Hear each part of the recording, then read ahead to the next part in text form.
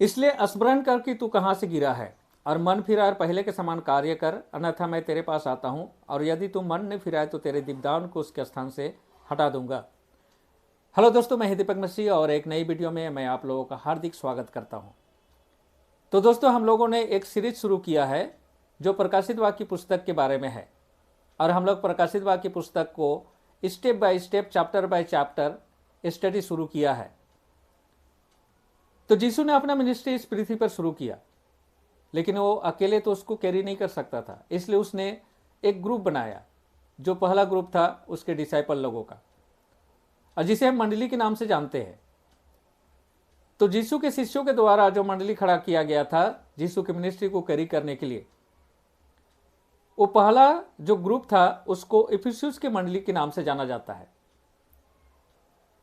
और यीशु का मिनिस्ट्री को पूरे पृथ्वी के कोने तक पहुंचाना था और इसमें किसी तरह का गाफलती नहीं करना था। लेकिन दुर्भाग्य की बात है दोस्तों कि यीशु का जो पहला ग्रुप था, जिसे इफिसुस के मंडली के नाम से हम लोग जानते हैं, वो अपना पोजीशन खो देता है। और ये जो वचन अभी हम लोगों ने पढ़ा ये यीशु का है और इसी पहले ग्रुप के नाम है। तो यीशु का कंप्लेन है कि जिस तरह से उसके डिसाइपल लोगों के समय में यीशु के प्रति जो प्रेम था या यीशु के मिनिस्ट्री के प्रति जो प्रेम था, वो प्रेम अब नहीं रहा। और इसीलिए चेतावनी देते हुए यीशु बोलता है कि तू कहाँ से गिरा है, अपने पोजीशन को देख और पहले के समान कार्य कर, अन्यथा मैं तुझे रिजेक्ट कर दूंगा। और ऐसा ही होता है दोस्तों। और ये 100 AD आते आते ये मंडली अपना पोजीशन खो देती है। तो पहला जो मंडली था इफिसुस की मंडली, उसका समय शुरू होता है 34 AD से और 100 AD तक ही इसकी गिनती होती है। अब यीशु की मिनिस्ट्री को कैरी करने के लिए एक नए ग्रुप की जरूरत थी, लेकिन नया ग्रुप कहाँ से चुनाव करे? उसी ग्रुप में से ही नए लोगों को इस काम के लिए चुना जाता है दोस्तों। और उसके लिए बहुत ही कठिन इंटरव्यू यीशु रखता है। ऐसे लोगों का ग्रुप यीशु को बनाना था जो उसकी मिनिस्ट्री के लिए या उसके लिए अपना जीवन देने से भी पीछे ना हटे। और इसको परखने के लिए उन्हें कलेश से होकर गुजरने को कहता है। जैसा कि प्रकाशित वाक्य की पुस्तक अगर हम लोग 2 अध्याय का 10 पद को पढ़े तो यहाँ पर यीशु बोलता है, जो कलेश तू सहने पर है उनसे न डर। देखो, शैतान तुम में से कितनों को बंदीगृह में डालने पर है कि तुम परखे जाओ, और तुम्हें 10 दिन तक कलेश उठाना पड़ेगा। प्राण देने तक विश्वासी रह, तब मैं तुझे जीवन का मुकुट प्रदान करूंगा। बाइबल बताती है कि शैतान हमेशा परमेश्वर के लोगों के विरुद्ध में सताव लेकर आता है, लेकिन परमेश्वर उन्हें प्रोटेक्ट करता है। किंतु यहां पर यीशु शैतान के उसी हथियार को अपने ग्रुप के चुनाव के लिए काम में लाता है। तो दोस्तों, दूसरा पत्र यीशु का स्मरणा की ग्रुप यानी स्मरणा की कलीसिया के नाम है, जो कुछ इस तरह से लिखा हुआ है। यीशु जॉन को बोलता है, स्मरणा की कलीसिया के दूत को लिख, जो प्रथम तथा अंतिम है, जो मर गया था और अब जी उठा है। यह कहता है, लिखा है, मैं तेरे कलेश और दरिद्रता को जानता हूं, पर तू धनवान है, तथा उनकी इस निंदा को भी जानता हूं जो अपने को यहूदी कहते हैं पर है नहीं, वरन शैतान के सभागृह के हैं। तो दोस्तों, इस ग्रुप के लोगों को इनकरेज करते हुए यीशु बोलता है कि अपने आप को छोटा मत समझ, क्योंकि मैं तुझे जानता हूं, तू धनवान है। और उनको भी जानता हूं जो इस ग्रुप में शामिल हैं, जो अपने आप को यहूदी कहते हैं। यहूदी कहने का मतलब है यीशु के विश्वासी, लेकिन असल में है नहीं, वे शैतान के सभागृह के हैं। यही जो ग्रुप प्रथम कलीसिया में पैदा हुए थे, इन्हीं को चर्च के यानी ग्रुप से भगाना था। और भगाने के लिए ही यीशु परसिक्यूशन को अलाउ करता है इस मंडली में। तो दोस्तों, जब सताव आता है तो झूठे लोग भाग खड़े होते हैं, जो सच्चे हैं वही मरने मारने के लिए तैयार होते हैं।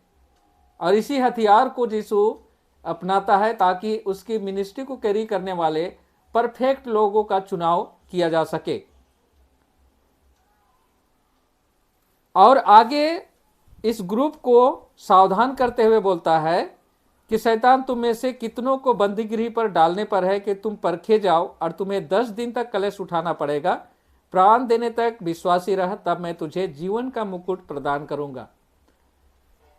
तो यीशु ने इस पृथ्वी पर रहते हुए प्रमाण कर दिया कि जो यीशु पर विश्वास करता है वो मर भी जाए तो जिएगा, क्योंकि जीवन और पुनरुत्थान कौन है? यीशु है। तो यीशु पर विश्वास करने वालों को मौत का क्या डर? तो ऐसे लोगों को ही अपॉइंटमेंट देना था, और इसीलिए उन्हें क्लियर बता देता है कि शैतान तुम लोगों को सताएगा, बंदीगृह में डालेगा, तुम्हें प्राण देने तक विश्वासी रहना है। और यहां पर बताया गया है कि 10 दिन तक सताव होगा। तो यहां पर 10 दिन का मतलब है 10 टाइम, 10 बार सताव होगा। और इस मंडली की गिनती शुरू होती है 100 एडी से, और 100 एडी से ये मंडली का जो समय है वो 313 एडी तक जाता है। तो दोस्तों, इस टाइम पीरियड में शैतान रोमी राजाओं के माध्यम से क्रिश्चियनिटी को अपने साम्राज्य से पूरी तरह से मिटाने की कोशिश किया। तो दोस्तों, यहां पर बताया गया है कि 10 बार सताव आएगा, और कौन पीरियड में आएगा? 100 एडी से लेकर 113 एडी के बीच में। तो दोस्तों, रोम के कौन कौन राजा क्रिश्चियनिटी को मिटाने के लिए सताव लेकर आए थे, उसका वीडियो मैं अलग से बना दूंगा। तो आज हम लोग इस मंडली के बारे में ही स्टडी करते हैं। तो दोस्तों, स्मरणा की कलीसिया के बारे में यीशु का एक भी बैड कमेंट नहीं है, क्योंकि ये प्योर मंडली था जो सताव का सामना किया था। तो दोस्तों, इस स्मरणा की मंडली के समय में जो इफिसुस की मंडली में जो डुप्लीकेट लोग घुस गए थे, उनको चर्च से भगाने का काम चलाया गया।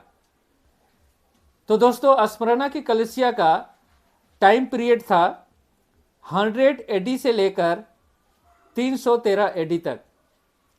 और इस टाइम पीरियड में रोम के राजाओं ने अपने साम्राज्य से क्रिश्चियनिटी को मिटाने की कोशिश किया था, लेकिन उस प्रयास में वे विफल रहते हैं, और फाइनली क्रिश्चियन लोगों का विजय होता है। लेकिन दोस्तों, शैतान हारने वाला में से नहीं था। वो नए जुगाड़ और नई प्लानिंग के साथ फिर से आता है। तो इस बात को हम लोग अगले वीडियो में देखेंगे। तो आज का वीडियो मैं यहीं पर समाप्त करता हूं। मिलता हूं इसी तरह का और एक इंफॉर्मेटिव वीडियो के साथ। तब तक परमेश्वर का आशीष का आनंद उठाइए। परमेश्वर आप लोगों के साथ हो। आमीन।